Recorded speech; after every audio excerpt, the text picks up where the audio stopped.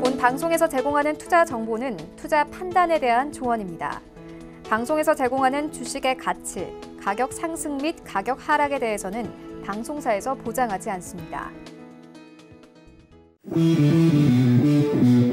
안녕하세요. 해외 선물의 신 시즌3 김성희입니다. 모더나사의 백신 개발에 의구심이 대두되면서 전일 미증시는 월요일작의 상승을 일부 반납했습니다.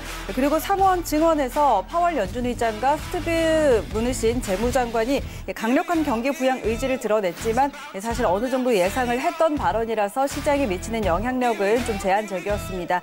오늘은 다시 반등하는 모습 보이고 있는데요. 3대 지수 모두 1% 넘게 올려 세우고 있습니다. 백신 개발 의구심에도 불구하고 경제 재개에 대한 기대감에 다시 시선이 쏠리는 모습인데요. 오늘도 저희와 함께 시장 상황 체크해 보시고 매매 전략들도 함께 챙겨가시기 바랍니다. 1시간 동안 다양한 내용들 전해드릴 텐데요. 더 궁금한 내용들은요. 전화번호 023-1531-1611, 1612번으로 전화 주시거나 문자번호 샵 0082번으로 문자 주시면 안내해드리도록 하겠습니다.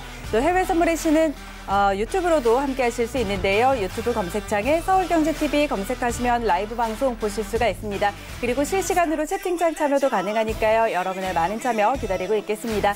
참고로 저희 방송에서 제공하는 정보는 투자 판단에 대한 조언일 뿐 해당 상품의 가치와 수익률 보장하지 않습니다. 그리고 해외 선물의 신은 자본시장통합법 준수하고 있습니다. 1:1 투자 상담과 유사 수신행위, 무인가 영업행위 등 모든 불법 사항들 엄격하게 금지하고 있다는 점 알려드리도록 하겠습니다. 자, 그럼 오늘도 힘차게 출발해 볼 텐데요. 오늘 이 시간 함께할 분들 소개해 드리도록 하겠습니다. 오늘은 준 차장님 그리고 해왕 트레이더와 함께합니다. 두 분 안녕하세요. 네, 반갑습니다. 자, 오늘은 먼저 우리 준 차장님부터 인사 부탁드릴게요. 네, 안녕하십니까. 네, 요즘 바람이 많이 세더라고요. 그래서 뭐 미세먼지도 많이 날아갔다고 하는데 이렇게 따릉이 빌려가지고 이제 한강 가니까 기분도 매우 좋더라고요. 네. 네, 그러니까 코로나 때문에 너무 우려하지 마시고 이렇게 좋은 날씨 즐기셨으면 좋겠습니다. 네, 좋습니다. 자, 이제 날씨가 점점 좋아지고 있습니다. 좋은 기분으로 저희 방송 오늘도 함께 해주시고요. 자, 해왕 트레이더 인사해 주시죠. 네, 안녕하세요. 해왕입니다. 네, 오늘 날씨 얘기를 했는데 날씨가 굉장히 좋습니다. 여러분들 다들 수익들 많이 내시고 사실 오늘 또 매일 굉장한 뉴스가 하루에 한 번씩 나오는데 지금 시장 상황을 굉장히 많이 고려할 때예요. 네, 저는 개인적으로 그렇게 생각을 해요. 여러분들이 굉장히 어려운 용어를 가지고 어렵게 조금 이해를 하고 있는 국면 자체가 굉장히 강하기 때문에 오늘 전체적으로 통화 정책 얘기를 하면서 굉장히 여러분들이 이해하기 쉽게 한번 간단하게 정리를 하는 시간을 한번 가져보도록 하겠습니다. 1시간 동안 해외 선물의 신 많은 시청 부탁드리겠습니다. 네, 좋습니다. 오늘도 이 두 분과 함께 가득가득 내용 채워드리도록 하겠습니다. 끝까지 채널 고정해 주시고요. 저희는 선물시장 시세 먼저 확인하고 가도록 하겠습니다. 네, 지수 선물 빨간불 켜고 있고 크루드오일과 골드도 함께 올라가고 있습니다. 상품별로 하나씩 확인하시죠. 먼저 S&P 500입니다. 전일 대비 1.5% 상승입니다. 2,962포인트 지나고 있습니다. 다음은 나스닥입니다. 1.69% 상승입니다. 9,458포인트 선에서 거래되고 있습니다. 크루드 오일입니다. 4% 올려 세우고 있습니다. 33달러 선에 거래되고 있습니다. 다음은 골드 시세입니다. 0.4% 올려 세우고 있습니다. 1,753달러 지나고 있습니다. 마지막으로 유로 FX입니다. 0.32% 상승입니다. 1.09875달러 지나고 있습니다. 네, 선물시장 시세 확인하고 돌아왔습니다. 자, 어제는 잠시 조정을 받는 흐름이었는데 오늘은 다시 또 강하게 반등해주는 그런 흐름을 보이고 있습니다. 자, 준 차장님 오늘 시장 좀 어떻게 볼까요? 네, 어제도 사실은 초반에 큰 폭으로 상승을 하다가 이제 막판쯤에 이제 모더나의 이런 뭐 약효라든지 이런 게 정확히 입증이 되지 않았다라는 말이 나오면서 이렇게 마지막에 조금 하락세로 반락을 했는데 일단은 지금 자체는 그래도 글로벌적인 이제 경제 이제 재개 기대감이 네. 아직도 가장 큰 이유로 지금 증시를 끌어올리고 있는 모습입니다. 어제 이제 무누신과 이제 파월 의장이 약간 경기 이제 향후 전망에 대한 의견이 조금 엇갈리긴 했지만 그래도 이번 주에 있을 이제 양해에 대한 기대감도 또 증시를 부양하고 있는 그림이고 네. 뭐 아까 말씀드린 그냥 경기 회복에 대한 기대감 이게 경제 재개 이게 가장 큰 이유가 될 것 같고 네. 뭐 여러 가지 뭐 유럽이라든지 이런 쪽에 약간 지표라든지 우려할 만한 요소는 있지만 확실히 저희가 계속 기다리던 거는 코로나가 이제 어느 정도 둔화되고 이제 어느 정도 완화되는 모습을 가장 기대했던 그림이니까 그거에 맞춰서 증시도 지금은 상승하는 모습 보이고 있고 원유 역시 이제 공장이 정상화돼 가면서 네. 계속 가격은 조금 상승세로 보는 게 맞을 것 같고 자세한 얘기는 이따 조금 더 나눠보면 네, 좋겠습니다. 알겠습니다. 네, 일단 유가 같은 경우는 지난달에 나타났던 마이너스 유가 같은 그런 쇼크는 일단 없었고요. 이번에는 오늘은 다시 반등 흐름 나타나고 있는 상황입니다. 잠시 후에 상품별로 하나씩 더 자세하게 살펴보도록 하고요. 저희는 외신센터 연결해서 오늘 전해지고 있는 소식들 확인하도록 하겠습니다. 안녕하세요. 외신 해결사 이수연입니다. 미국 뉴욕의 3대 지수가 모두 상승 출발을 했죠. 먼저 다우존스 지수가 1.4%가량 올라서 24,548포인트를 지나가고 있고 S&P 500 지수도 마찬가지로 1.6%가량 올라서 2,969포인트를 지나가고 있습니다. 마지막으로 나스닥 지수가 가장 크게 오르고 있는데요. 1.85% 상승한 9,354선에서 거래되고 있습니다. 지금 뭐 CNBC 뉴스에 보시면 월가가 지금 이번 주 뉴욕 증시가 계속 강세를 유지하고 있다라고 하면서 다우존스 지수가 초반에 300포인트가량이 급등한 모습을 포착을 해줬고 이 제목에 나온 것처럼 로스 컴퍼니즈 이야기도 나왔습니다. 지금 시장을 이끌어가고 있는 요인들 중에서 로스 컴퍼니즈, 홈디포의 경쟁자죠. 이 가구나 이 홈 쪽의 전문 업체인데 이 기업의 매장 판매 증가율이 전일 대비, 동기 대비 좀 비슷한 동일한 상승률을 보여주고 있다라고 해서 지금 뭐 코로나에 의한 타격이 그렇게 크게 나오고 있지 않다라고 해석을 하면서 주가도 함께 띄워주고 있는 것으로 보입니다. 또 한 가지 지금 전자상거래 매출이 급증함에 따라서 타겟의 주가도 상승을 하고 있었는데 네, 전자상거래 매출이 10.8%가량 증가를 하면서 뭐 코로나 수혜로 지금 코로나 때문에 타격을 받은 기업들도 있지만 또 수혜를 받은 기업들도 있고 이렇게 로스 컴퍼니즈처럼 타격의 영향을 받지 않아서 매출이 좀 동일하게 나오는 그런 기업들도 있는 것 같습니다. 그런 심리들이 좀 시장에 여러 가지로 작용을 하면서 3대 지수가 모두 상승을 하고 있는 것으로 CNBC는 파악을 하고 있습니다. 그럼 오늘 준비한 첫 번째 외신 소식부터 함께 만나보도록 하겠습니다. 어제 스티브 무누신 재무장관과 제롬 파월 연준 의장이 증언을 가졌죠. 이번 증언을 통해서 미국 경제를 총괄하는 이 두 리더가 손실이 있더라도 부양책을 써야 한다라고 강력하게 어필했습니다. 무누신 장관은 2분기에는 실업률과 경제 지표가 더욱더 악화할 것이라며 사람들이 일터로 돌아오게 해야 한다. 즉 경제 재개방을 다시 한번 강조하고 나섰습니다. 만약 이 경제적인 셧다운이나 이 사회적 거리두기가 조금 더 연장이 된다면 경제가 완전히 회복하지 못하는 수준, 영구적인 손상을 입을 수도 있다라고 주장을 했습니다.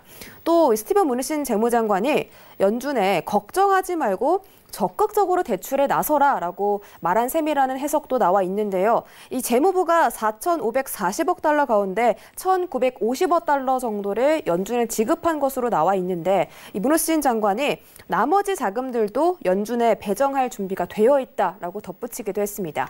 그러면서 재무부가 손실을 감당할 수 있겠느냐라는 질문에는 절대적으로 그렇다. 우리는 특정 시나리오에 손실을 감당할 준비가 충분히 되어 있다라고 강력히 어필을 했습니다. 이 파월 의장 역시 경기 부양 의지가 강력하게 내비쳐졌는데요.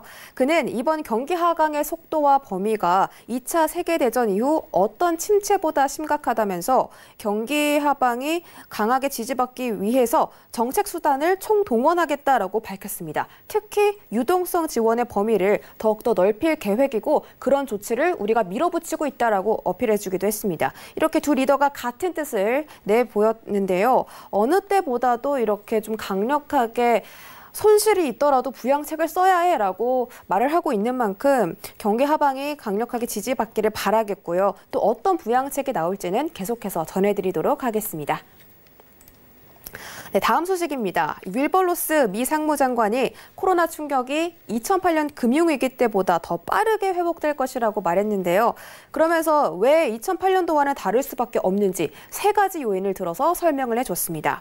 첫 번째로는 이전 침체와는 달리 이번에는 미국의 미국 경제에 구조적인 문제가 없다라는 겁니다. 오히려 트럼프 행정부의 전례 없는 규제 완화, 감세 정책, 그리고 반세기 만에 최저 실업률을 기록하는 등 미 경제가 오히려는 좀 장기 투자를 위해서 매력적인 투자처가 아니었나라는 판단이 들어섰다는 것이고요. 두 번째로는 이 트럼프 행정부와 의회가 이렇게 전례 없는 위기에 전례 없는 구호 대책을 제시를 해줬다는 겁니다. 수천조 원 규모의 부양책과 개인 가구 역시 최대 2,400달러의 현금 지원을 받았고 또 실업 보호 수당도 있고 급여 보호 프로그램이죠. PPP 역시 가동이 되면서 정말 개인부터 중소기업, 대기업까지 전방위적으로 정부로부터 보호를 받고 있는 상황입니다.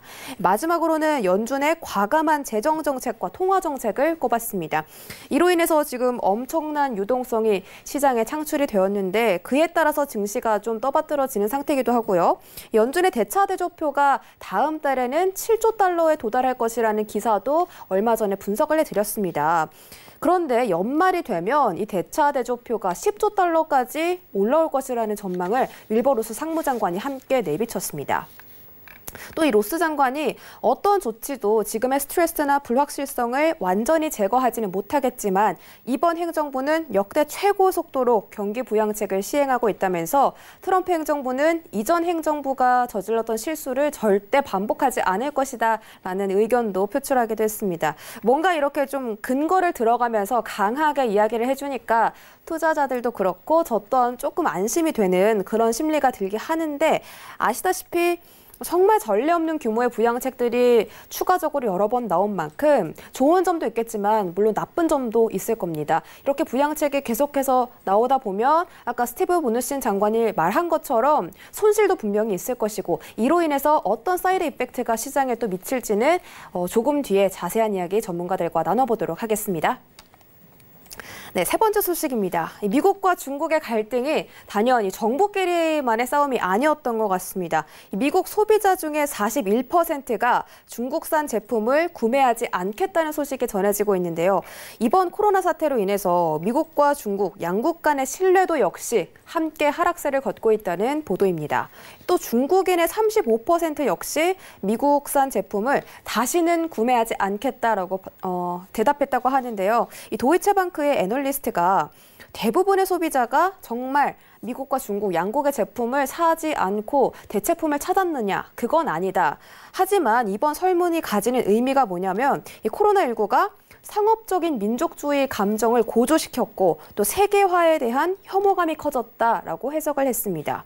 특히 트럼프 행정부가 코로나19에 대한 중국 책임론을 꾸준히 제기를 하면서 중국 정부의 신뢰도를 떨어뜨리는데 일절 기여했다는 분석입니다. 또 더 흥미로운 건 또 이 미국의 대선이 6개월밖에 남지 않았죠. 6개월도 채 안 남은 상황에서 트럼프 행정부의 언론 플레이에 정말 이 미국 국민들이 좀 넘어가고 있다. 중국을 정말 점점 더 불신하는 상황이 이 설문조사를 통해 결과가 나온 것 같습니다. 이 전문가들은 트럼프 행정부가 경제적 피해에서 국민들의 관심을 돌리기 위해서 계속해서 대선 때까지 중국을 좀 때리지 않을까, 중국을 계속 방해하는 모습을 보일 것으로 전망했습니다.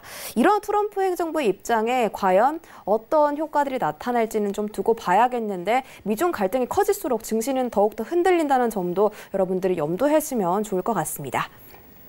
다음 소식입니다. 은값이 금값이 되어가고 있다는 정보입니다. 은 가격이 치솟으면서 2분기 들어서 시장 수익률이 가장 좋은 자산이 되어가고 있다는 정보인데요. 오늘 아침만 해도 은 가격이 17.892달러 선을 지나가고 있었는데 현재 은 가격 확인해 보시면 0.9%가량 올라서 18.062달러를 지나가고 있습니다. 은 선물 가격이 3월 저점 대비해서 52%나 올라왔고 또 올 2분기에만 27%가 상승했다는 정보입니다. 3월에 주식시장이 붕괴하면서 많은 투자자들이 현금 확보를 했고 여기에는 통상 해지 수단으로 불리는 귀금속류, 금과 은이 포함되어 있다는 분석입니다. 캐피털 이코노믹스는 안전자산으로서 은에 대한 수요가 가격 상승의 주요 동력이 될 것이다라고 언급을 했는데 이렇게 언급했더라면 앞으로도 은 가격 상승이 좀 이루어지지 않을까, 추가적인 상승 여력이 남아있다고 볼 수 있겠습니다. 요즘 또 은에 관심 갖고 계신 분들 많은데 이 부분도 함께 참고해 보시면 좋겠습니다. 여기까지 외신 소식이었고요. 오늘은 해왕 트레이더님, 찐 차장님 모셨습니다. 지금 만나보시죠. 네, 글로벌 경제 이슈 확인하고 돌아왔습니다. 저희는 바로 트레이딩 타임 들어가 보도록 하겠습니다. 자, 일단 어제 장에서는 이 월요일 장의 상승을 일부 반납을 했습니다. 그런데 오늘 다시 반등하는 흐름들을 좀 이어가고 있는데요. 자, 이 모더나와 관련한 실망감에도 불구하고 다시 경제 재개에 대한 기대감 쪽으로 좀 투심이 쏠리고 있는 것 같습니다. 자, 현재 상황에서 방향 오늘은 어떻게 보면 좋을지 확인해 보도록 하겠습니다. 업앤다운 들어주시죠. 하나, 둘, 셋. 두 분 다 매수 의견 주셨네요. 먼저 우리 준 차장님 좀 어떻게 보고 계세요? 네, 지금 계속 글로벌적으로 경제 네네. 재개에 대한 기대감뿐만 아니라 실제로 지금 공장도 돌아가고 있고 네. 여러 곳이 지금 다 문을 열면서 정상화로 돼가는 노력을 하는 러시아는 제외하고 러시아는 지금 엄청 심하더라고요. 네네. 네. 아무튼 러시아는 제외하더라도 모든 유럽 포함 중국, 미국 다 지금 어느 정도 네. 좀 정상 궤도로 가기 위한 움직임을 보이고 있으니까 그거에 대한 기대감과 함께 증시를 끌어올리는 요인은 제가 계속 말씀드리는 거고, 저는 일단 이번 주는 양해에 대한 말씀을 좀 드리고 싶은데, 양해가 지금 몇십 년 만에 이제 미뤄졌잖아요. 지금 원래 4월 달에 네. 하기로 했는데 코로나 때문에 미뤄진 것 때문에라도 지금 뭔가 조금 큰 거를 좀 내놔야지 좀 만족을 시킬 거예요. 여러 지금 글로벌적으로라도. 그래서 지금 인프라 이제 투자에 대한 거는 나올 게 지금 확실시 되는데, 지금 이제 지표나 이런 걸 보면은 일단 중국이 4월 이제 2월부터 이제 재정 수입이 되게 코로나 때문에 되게 감소하기 시작했거든요. 근데 네. 4월 달 들어와서 3월에 비해 많이 지금 회복을 했어요. 그리고 재정 지출은 증가세를 보이고 있고, 이게 경기 회복을 하면서 재정 수입도 이제 회복이 되고 재정 지출도 조금 증가를 하면서 이제 투자 쪽으로 조금 나가고 있는 건데, 지금 일단 정부성 기금 지출 증가율이 전월 대비 70% 정도 큰 폭으로 상승을 해서 지금 이제 이미 인프라에 발표를 안 했을 뿐이지 인프라에 대한 투자가 시작되고 있는 거고, 네. 조광 생산량 이것도 전월 대비 10% 증가, 철근 소비 17% 증가, 그리고 시멘트 출하량은 지금 전년 동기 대비 한 7% 정도 증가하면서 이게 3년 내 최대 수준이라고 하더라고요. 그래서 발표만 안 했을 뿐이지 이미 인프라 쪽에 이런 원자재라든지 이런 쪽으로 이미 어마어마하게 지금 구매가 이루어지고 있고, 분명히 조금 좋은 이제 조금 큰 규모가 큰 인프라에 대한 투자 발표가 나오면서 이게 2008년에도 사실 중국이 이제 부양책을 발표하면서 어떻게 보면 증시를 조금 크게 끌어올리는데 한몫을 했거든요. 그때와 지금은 조금 이렇게 이번 거는 좀 바이러스에 대한 경기 침체로 약간 조금 다르긴 하지만, 그래도 이번 중국의 워낙 어떻게 보면 세계의 양축 중에 하나니까 분명히 중국의 인프라에 대한 큰 규모의 투자는 미국에도 분명히 큰 호재로 다가올 수도 있고, 미국도 누차 말씀드리지만 인프라 투자를 곧 할 계획이거든요. 네. 지금 약간 지연되고 있는 모습을 보이긴 한데, 이거는 트럼프 행정부가 아니더라도, 트럼프가 재선에 실패하더라도 다음 이제 행정부에서도 분명히 인프라에 대한 투자는 있을 거고, 네. 그리고 이제 그거에 대해서 이제 양해에 대한 기대감으로도 증시는 이번 주에는 조금 더 오를 여지가 있다, 이렇게 말씀드리겠고, 그리고 트럼프 재선 얘기가 나와서 말인데, 지금 50년대 이후로 재선에 실패한 대통령이 딱 3명밖에 없다고 하더라고요. 네네. 포드, 카터, 그리고 부시, 이렇게 부시 아버지 부시, 네네. 이렇게 3명뿐인데, 이 3명이 다 재선에 실패했던 이유가 그 임기 마지막 2년 내에 다 경기 침체가 한 번씩 와서 그거에 대한 이제 지지율 하락으로 떨어졌는데, 지금 딱 트럼프가 그 양상이거든요. 코로나가 대통령이 막을 수 있었던 건 아니지만 그래도 이게 어쩔 수 없이 수뇌부 쪽으로 이게 갈 수밖에 없는 거기 때문에 지금 지지율이 안 그래도 조금 하락하고 있잖아요. 바이든은 조금 올라가고 있는 추세고, 그렇기 때문에 지금 미국 그 트럼프에서 계속 중국에 이게 압박을 하는 게 분명히 이게 아슬아슬한 줄타기를 좀 해야 될 거예요. 이게 압박은 어느 정도 해서 중국에서 이제 1차 무역 협정에 대한 이행은 하도록 하되, 너무 심한 압박을 줘서 이쪽에서 오히려 반격을 나오거나 이렇게 되면 안 좋은 케이스가 되기 때문에 분명히 세밀하게 아주 신경전을 아마 벌일 것 같고, 이렇게 중국을 공격하는 거는 지지율, 지지층의 확보라든지 이런 걸 위해서 분명히 필요한 일이기 때문에 어쩔 수 없어요. 근데 이 와중에 지금 저는 또 걱정이 되는 게, 이제 삼성전자가 지금 TSMC도 지금 화웨이와 미국을 이제 선택하게 하는 이런 갈림길에 처했다가 결국은 미국을 선택했잖아요.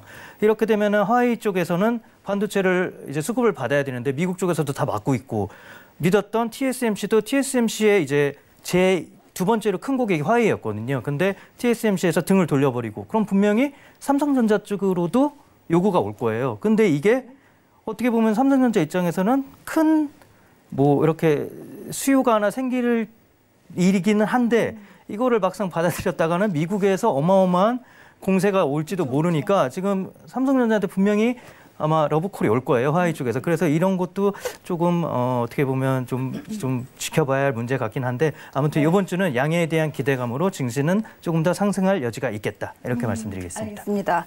자, 일단 지금 이번 주 내일과 모레 열리죠. 중국의 양회에 대한 기대감에 이번 주 증시는 상승할 여지가 남아있다라는 측면에서 매수 의견을 주셨고요.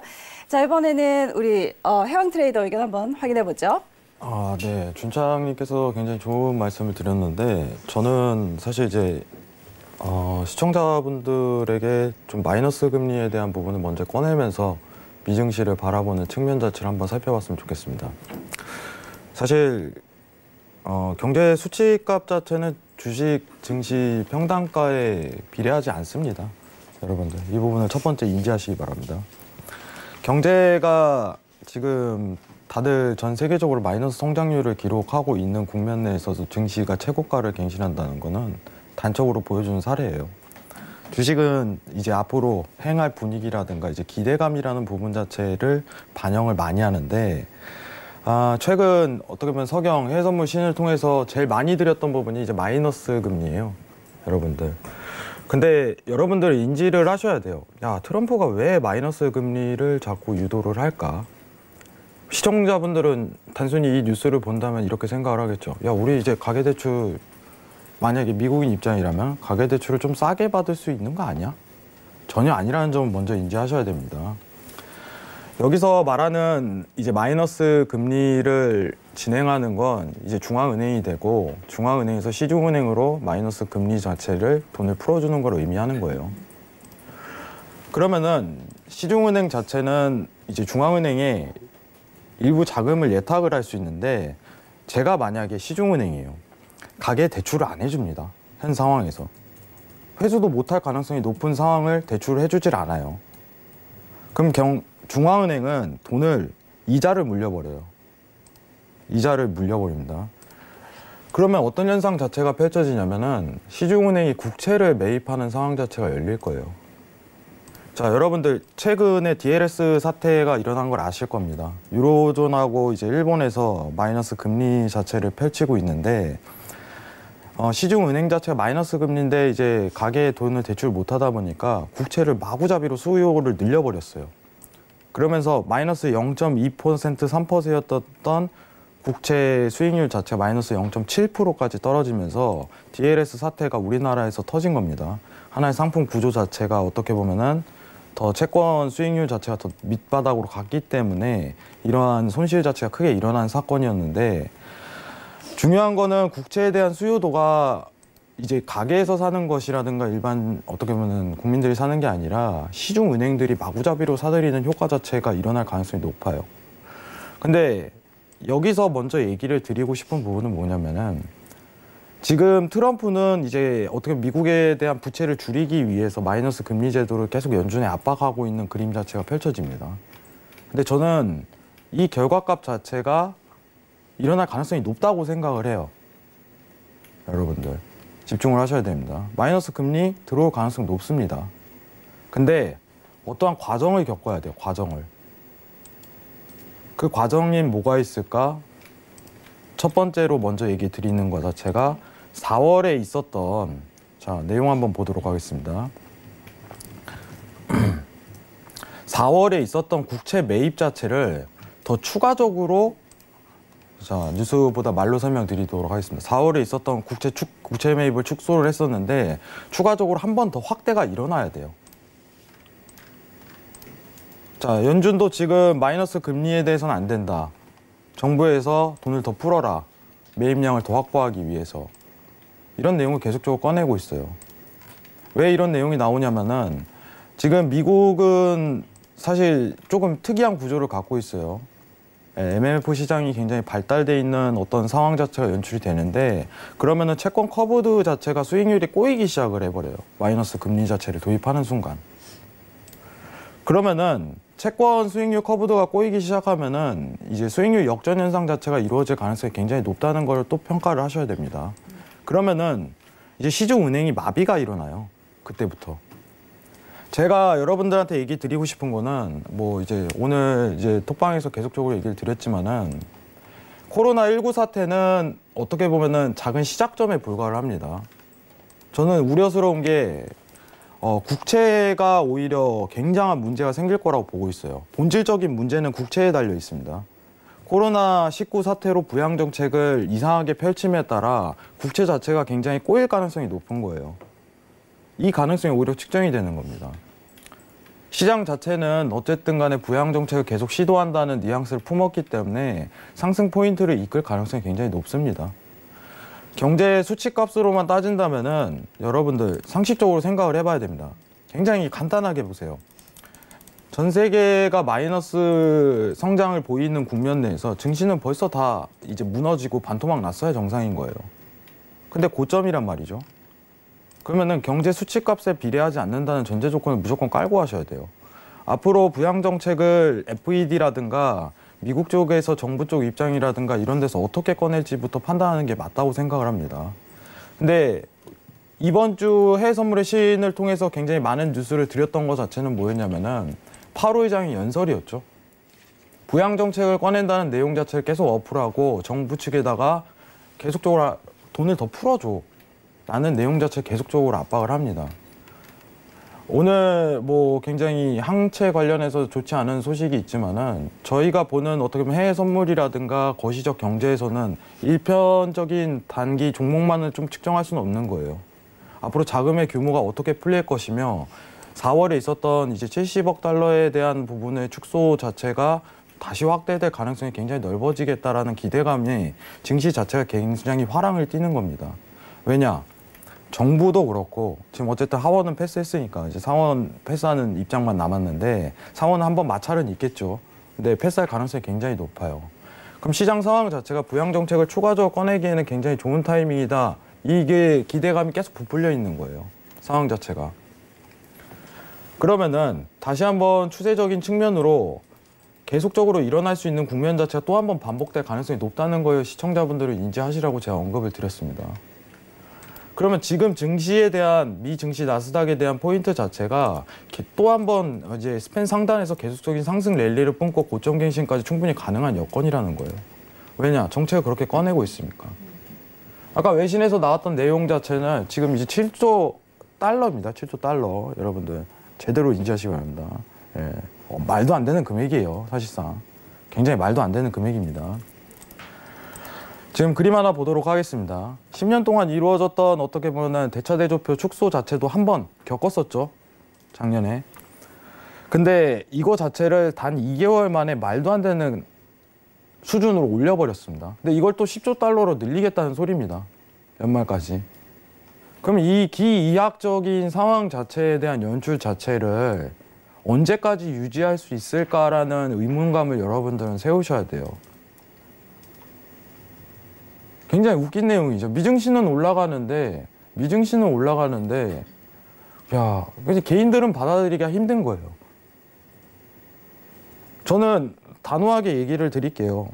코로나19는 어떻게 보면 미 증시의 거품을 꺼트리는 사태는 일어나지 않아요. 본질이 아니라는 거예요. 미국에서 그리고 미국 정부에서 매입하는 FED에서 매입하는 국채 자체가 문제가 생길 가능성이 굉장히 높다는 겁니다. 달러를 발행을 계속적으로 찍어냄으로써 국채 발행 자체를 늘리고 있는 여건이 전반적으로 이 시스템에 대한 불균형 자체를 야기할 가능성이 굉장히 높다는 거예요. 지금 연준에서 매입하는 국채에 대한 부분 자체는 일시적인 어떻게 보면은 거품을 나오기 전에 어떻게 보면 화산이 폭발하기 전에 억지로 틀어박는 것밖에 안 돼요. 그럼 이렇게 물어볼 수 있을 것 같아요. 혜영님. 그럼 이거 언제 터진다는 거예요? 언제 터진다는 거예요? 네, 1-2년 봐야 돼요. 1-2년.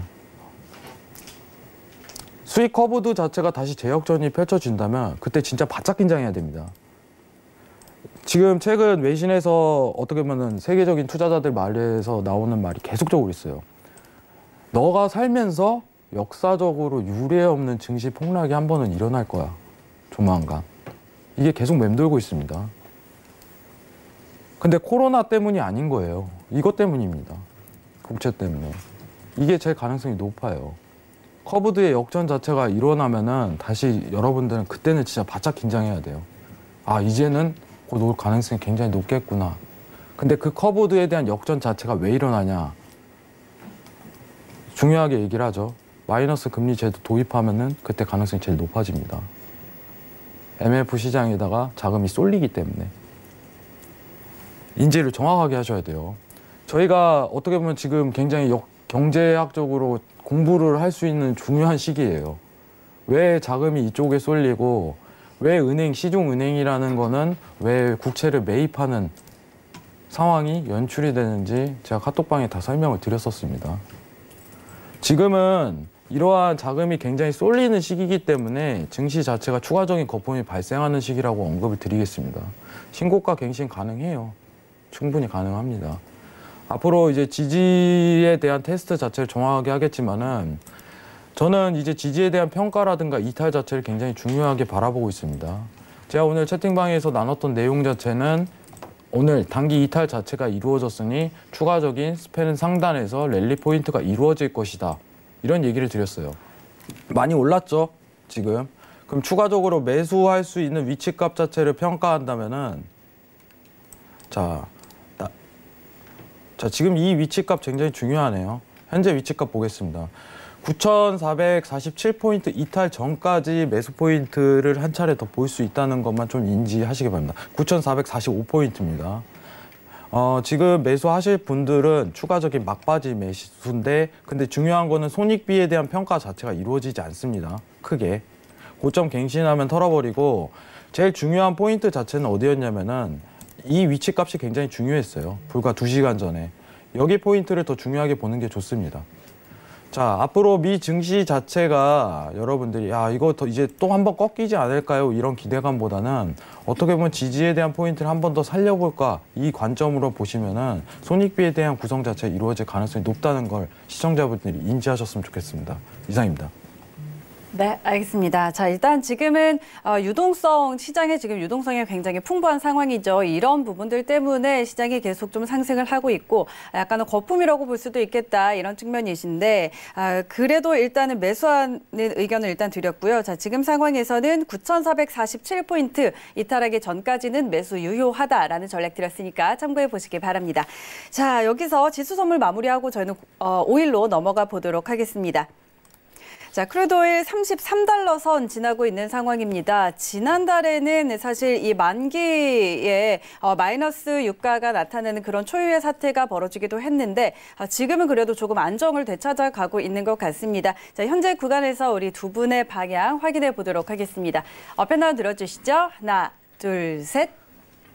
네, 우리 준 차장님 매수 그리고 해왕트레이더 관마 의견 주셨는데 준 차장님 전략 먼저 확인할게요. 네, 저는 일단 뭐 차트로 말씀을 못 드리니까 맨날 뭐 이렇게 지루한 지표로밖에 말씀을 못 드리는데 지금 유럽의 이제 주요 5개국의 이제 교통량이 지금 코로나 이전 대비해서 60%까지 올라왔고 독일 같은 경우는 워낙 독일하고 한국, 대만이 가장 코로나에 대한 대처를 잘한 국가로 꼽히는데 독일 같은 경우는 이미 90% 가까이 거의 정상 수치까지 이미 올라왔어요. 네, 그래서 뭐 원유의 가장 큰 수요처라고 하면 자동차니까 자동차에 대한 수요는 그만큼 지금 늘어가고 있는 추세고 인도도 원래는 이제 이동지향용으로 전국이 이제 공세가 됐었었는데 지금은 이제 뭐 정제 설비 가동률도 74%까지 올라왔고 원유 수요 자체가 한 80% 정도까지는 5월 말 정도 되면 회복을 할 거라고 그러더라고요. 이제 뭐 5월 거의 뭐 막바지에 왔으니까 인도도 어느 정도 정상 궤도까지 왔다라고 말씀드릴 수 있을 것 같고 특히 중국 같은 경우가 지금 지난해 12월이 원유 수요량이 하루에 1,370만 배럴 정도였거든요. 근데 지금 5월 한 15일 정도경에 하루 소비량이 1,300만 배럴로 지금 거의 99%까지 회복세가 다 왔어요. 네, 그래서 지금 경제 재개가 됨에 따라 공장도 뭐 중국이나 독일 같은 경우는 거의 뭐 90% 이상 정상까지 이미 뭐 회복을 했고 여기에 따른 수요도 이제 계속 더 생기는 추세고 다른 나라들도 지금 계속 따라오고 있는 추세니까 원유 가격이 이전에 한 45불 정도에서 이렇게 29불까지 확 떨어진 그 정도까지 뭐 45불까지는 워낙 지금 수요 이런 것뿐만 아니라 다이앤 수요 자체 뭐 항공기라든지는 아직 여전히 부진한 모습을 보이고 있어서 이런 세계 여행은 조금 회복하기까지는 뭐 2021년 말 정도는 돼야지 어느 정도 회복세가 보일 거다라고 예상을 하기 때문에 원유 뭐 항공 쪽의 수요랑 뭐 이런 쪽은 조금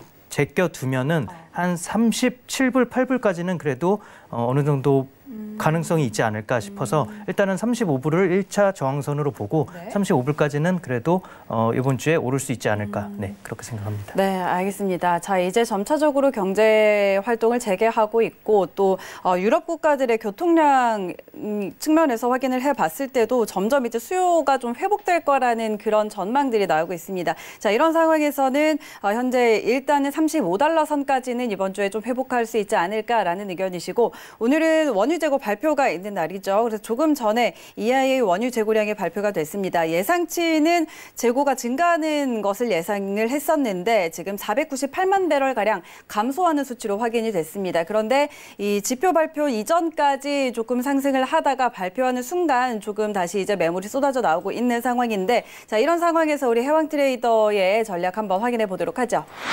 일단은 제 전략은 굉장히 간단합니다. 일전 이제 월요일 날 나왔을 때 6월물 기준으로 34.40에 대한 매도 포인트를 한번 찾았던 건 43까지 올랐는데 34.43까지 올랐었는데 지금 7월물로 변경이 됐습니다. 이 부분은 좀 인지하시고요, 시청자분들이. 지금 차트 트레이딩상 저는 굉장히 마음에 안 듭니다. 추가적으로 어떤 트레이딩을 하는 관점보다는 저는 오히려 지금부터는 이탈에 대한 관점 자체를 굉장히 신경 쓸 것 같아요. 이제 상당한 채널에 대한 구조가 어떻게 보면 이 위치값이죠. 제가 월요일날 봤었던 위치값에 대한 매도 부분 평가 자체는 이렇게 이루어졌으나 지금 한 번 더 채널 구조를 맞는다면 지금 채널에 대한 형성 포인트 자체가 굉장히 이상하게 꼬일 가능성이 높아요. 일봉에 대한 관점으로 한 차례 조정에 대한 관점을 펼치는 입장이었고 그 다음에 조정세가 한번 올 가능성이 굉장히 크게 제기되는 자리이기 때문에 오히려 지금 국면에서 제 25포인트부터는 사실 이제 매수를 굉장히 강조를 했어요. 30, 31, 더 추가적으로 어떻게 33에 대한 포인트까지 강조를 했었는데 지금은 아니에요. 저는. 그때가 이제 시기상 굉장히 좀 매수를 보기 좋은 시기였고 이제 장기적인 국면 자체에서 어떻게 보면 랠리 포인트를 한번 찍을 수 있는 구간이라고 좀 판단을 하도록 하겠습니다. 그럼 60분 봉상 저는 그래요. 여러분들 지금 좀 어떻게 보면은 이격이 좀 크더라도 양해를 부탁드리도록 할게요. 기다릴 줄 알아야 됩니다. 60분 봉상 저는 30.50포인트 자체 이탈이 온다면은 그때부터 이제 계속적인 매도적 접근을 조금 추구할 것 같습니다. 그때 시황을 한 번 더 테스트를 하겠죠. 근데 지금 기술적 분석상 어떻게 보면 굉장히 마음에 들지 않습니다. 기술적 분석상. 한번 이제 W권, 일봉에서 W권을 한번 그릴 가능성이 굉장히 제기되는 자리에서 오히려 지금부터는 이제 매수 포인트를 계속적으로 끌고 보기보다는 저는 이탈에 대한 관점 자체를 굉장히 신경 쓰기를 바라는 마음이 있어요. 그게 오히려 안정적인 트레이딩을 기할 가능성이 굉장히 높다고 생각을 합니다. 최근 상승세에서 수익을 내려면은 저는 어떻게 보면 25포인트, 20포인트부터 매수를 봤어야 된다고 생각을 해요. 지금은 늦은 겁니다. 좀 제 기준하에. 굉장히 늦었다고 판단을 합니다. 그때 수익을 냈어야 되는데 지금 와서 또 추가적인 매수를 보기에는 어떻게 보면 차트 트레이딩상 굉장히 여건 자체가 기술적 분석상입니다. 여건 자체가 굉장히 좋지 않다. 그리고 2개월 안에 그런 내용이 나왔어요. 이제 2개월 안에 유가와 관련해 갖고 제가 지금 외신을 찾아서 보여드려야 되는데 유가가 불안정할 만한 요소 자체가 한 포인트 있는데 오늘 시간 관계상 이제 골드랑 유로를 해야 되기 때문에 이 부분은 이제 무료 카톡방을 통해서 더 추가적으로 언급을 드리도록 하겠습니다. 이상입니다.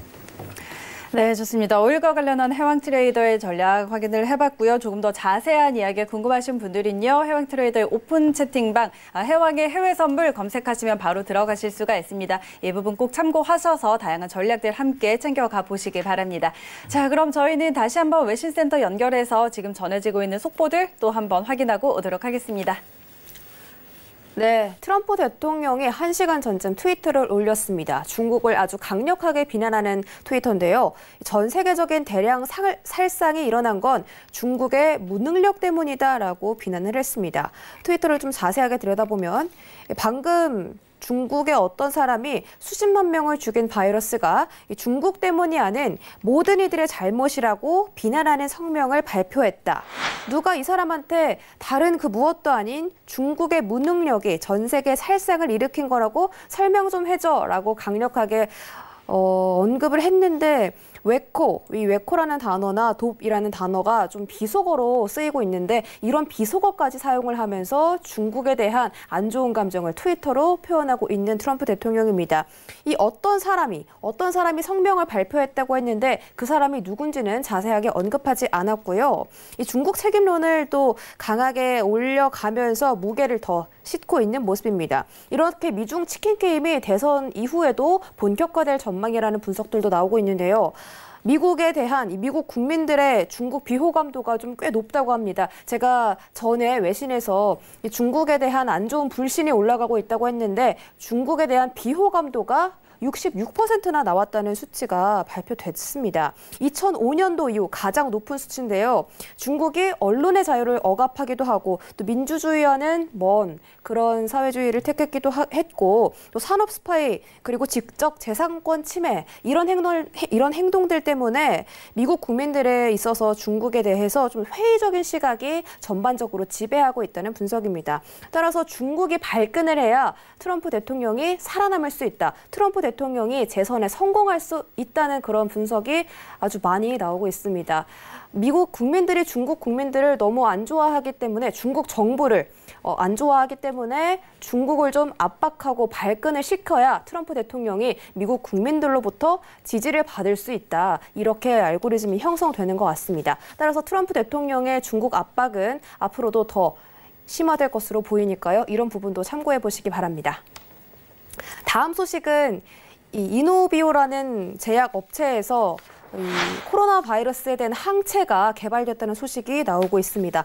제2의 모더나라고 표현이 되기도 하고 이 코로나 백신에 대한 개발 경쟁이 점점 더 가속화되고 있는 것 같습니다.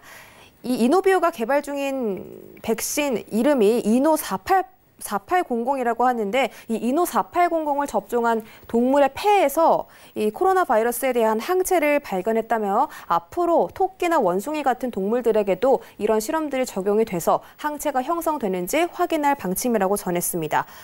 이 이노비오가 4월 말쯤에 처음으로 임상시험을 했고 5월 20일 오늘 이런 결과를 발표를 했는데 앞으로 다음 달 6월이죠. 다음 달에는 이 이노 4800이라는 백신이 인간한테도 항체를 형성할 수 있는지 중간 결과를 알려준다고 하니까 이런 부분도 참고해 보시면 좋을 것 같고 현재 이노비오라는 이 주가가 8%까지 급등을 했다가 지금은 좀 상승분을 반납을 하고 5% 이상 올라가고 있는 상황입니다. 이 이노비오 역시 길리어드 사이언스나 모더나와 함께 4월부터 주가가 좀 꾸준히 올라왔다가 떨어졌다가 했던 것으로 보이고요. 사실 이 길리어드나 모더나 또 많은 제약 업체들이 코로나 바이러스에 대한 백신 개발 그리고 항체 소식을 전했습니다만 아직까지는 확실한 결과물이 나오지 않았기 때문에 이 이노비오가 앞으로 어떤 길을 걸을지도 아직은 조금 조심히 지켜보시는 게 좋을 것 같습니다. 여기까지 속보 전해드렸습니다.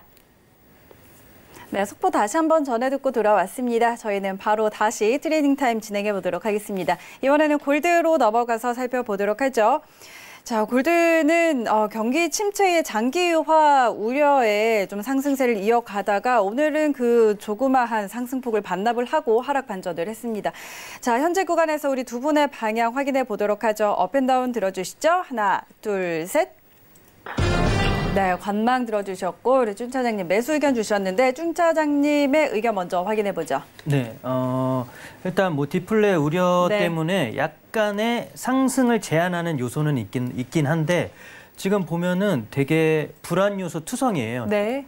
조금 길게 보면은 일단 중국과 미국의 무역 마찰이 있고 그리고 지금 코로나로 인해서 약간 정부가 전보다는 좀 힘이 커야 된다는 의견이 나오고 있거든요. 그래서 큰 정부의 역할이 이제 대두되면서 이에 따른 여러 가지 각종 나라 간의 규제관 이런 것도 조금 더 세질 수도 있고 지금 또 유럽도 계속 뭐 이렇게 뭐 경제 회복 기금 관련해서도 여러 가지 마찰이 생기면서 이탈리아가 탈퇴하는 또 이런 그림도 나올 수가 있고 지금 유로존의 붕괴 좀 심한 분은 유로존의 붕괴 얘기까지 많이 나오고 있더라고요. 네, 이런 것도 있고 또 코로나 2차 확산 우려도 있고 또 일부 신흥국 뭐 브라질이라든지 뭐 베네수엘라 이런 곳의 네. 부도라든지 아르헨티나도 마찬가지고 산업 내에서도 또 부도 기업이 계속 나오고 있잖아요.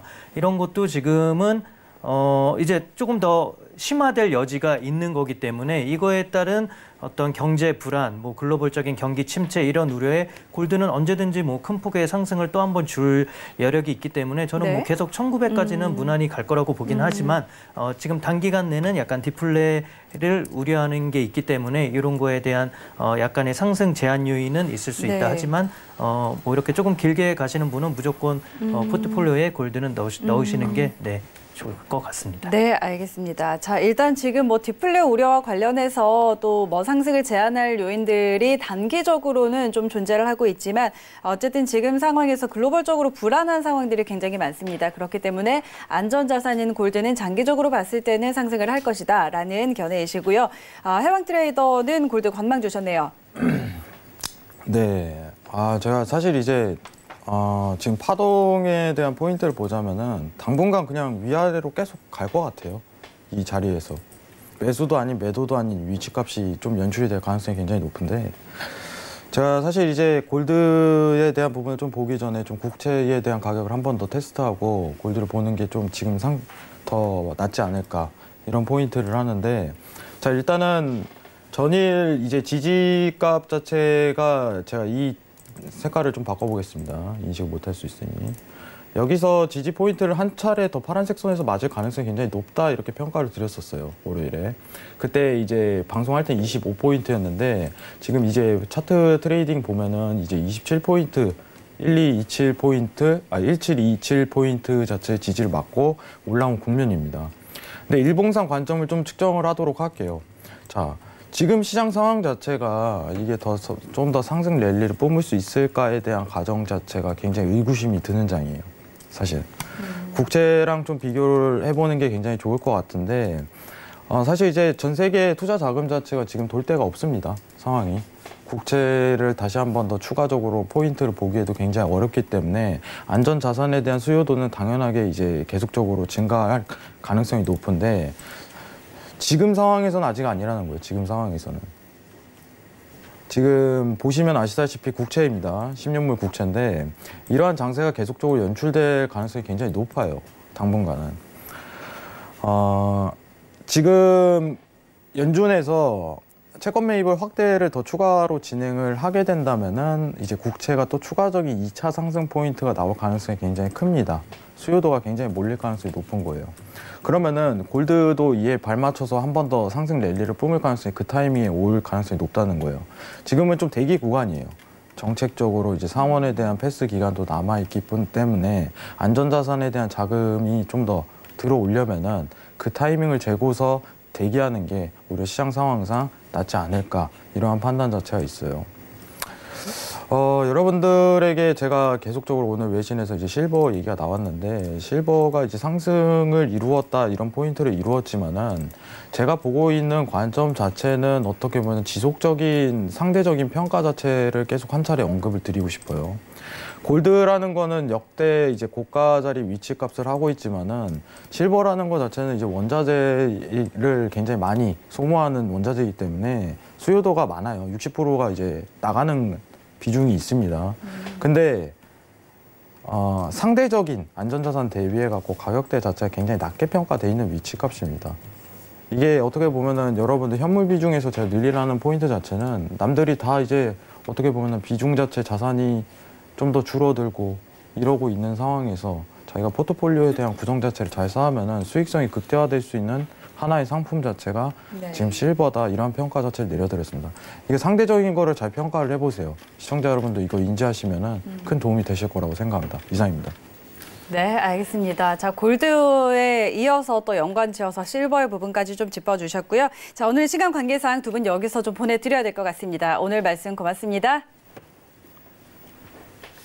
네, 참고로 저희 방송에서 제공하는 정보는 투자 판단에 대한 조언일 뿐 해당 상품의 가치와 수익률 보장하지 않습니다. 그리고 해외 선물의 시는 자본시장통화법 준수하고 있습니다. 1:1 투자 상담과 유사 수신행위, 무인가, 영업행위 등 모든 불법 사항들 엄격하게 금지하고 있다는 점 다시 한번 알려드리도록 하겠습니다.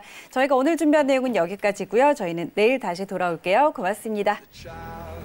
You would wait and watch from far away, but you always knew that you'd be the one to work while they all play.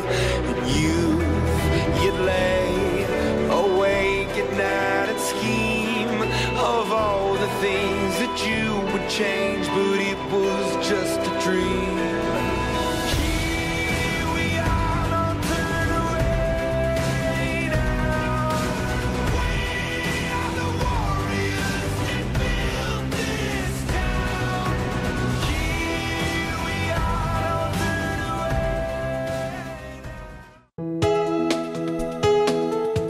방송에서 제공하는 투자 정보는 투자 판단에 대한 조언입니다. 방송에서 제공하는 주식의 가치, 가격 상승 및 가격 하락에 대해서는 방송사에서 보장하지 않습니다.